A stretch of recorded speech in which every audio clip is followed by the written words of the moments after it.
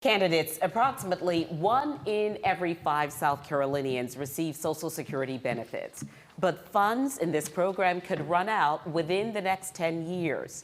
Some options to help the program include raising the retirement age, updating the cost of living adjustment, targeting benefit cuts to higher earners, and lifting the Social Security tax cap. Mr. Lynch, do you support any of these initiatives, or do you have a different plan? You have 60 seconds. Yes. I want to address the SILFAB issue again. You know, I was with the organization called Move SILFAB last week. Mr. Lynch, you will have an opportunity to do that in just a moment, but if you could please just answer this question, and perhaps we'll have an opportunity to do that. Thank you very much for that. Yes, I'm not for moving the age out. Everybody's worked their whole life. Why is Social Security running out? We need to answer those questions first and see why we're allowing it to run out. I know during the Obama administration they talked about seizing Social Security and 401ks. We can't allow our government that works for the citizens to tell us what they're going to do with our money that we've paid into all of our lives. We're going to protect Social Security and protect the investment that people have made. You know, the SILFAB issue again is crazy. When I met with them, their organization called Move SILFAB, this isn't silly and foolish stuff we're talking about. We're talking about people's lives that we're protecting, and we're fighting for life in this country, and we got to have politicians that do their job to protect America. Mr. Lynch, thank you for your response. Mr. Sanford, the same question for you. How would you stabilize Social Security? Some of the initiatives already suggested raising the retirement age, targeting benefit cuts to higher earners, and lifting the Social Security tax cap. You have 60 seconds.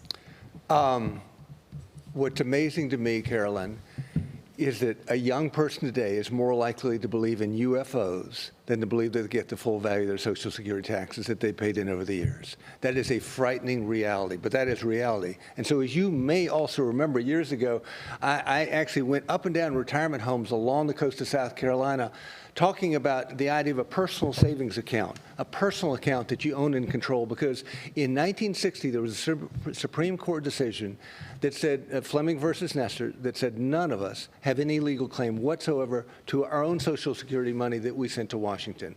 And we operate on what's called a unified budget in Washington, which means every dollar that goes up to Washington immediately goes back out the door. And what's in the Social Security Trust Fund right now are simple IOUs that represent the future taxing authority of the United States government.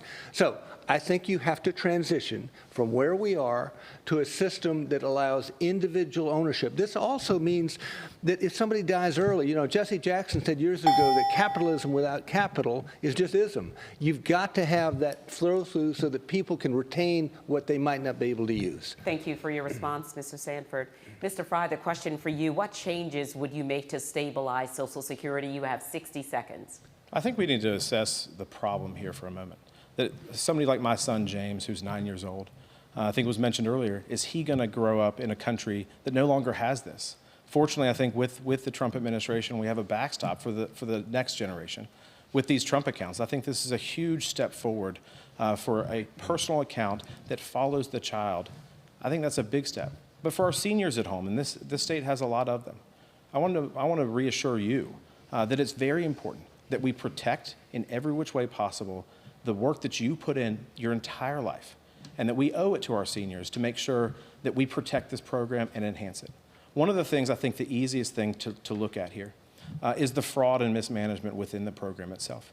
For instance, we know that there are over, and these are all the states that we know about, there are over 100,000 Social Security numbers and benefits going to deceased people.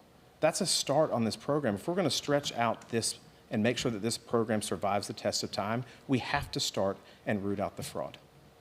Mr. Norman, how would you address Social Security stability? You have 60 seconds. Well, first of all, you know, the fact is that we're electing somebody for 6 years. By all accounts, Social Security will be bankrupt. by 2032, 2033, some sooner with everything that's been added on the rolls. Folks, we got to deal with it now. That's why you need a businessman like myself who understands you put proposals together.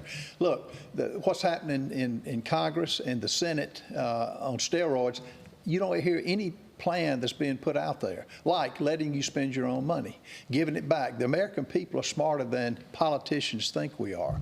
The biggest fraud is they're using our money. As Mark said, we've got notes in the bank. They've confiscated all of it and are spending it on things it shouldn't be spent on. We've got to come up with giving it back to them. We've got to look at the taxation, put a plan together. But when the media demagogues everything, we can't be scared about putting a solvent plan. It can't go the way it's continuing to go. We've got to stop it and put something on the table, and I will do that.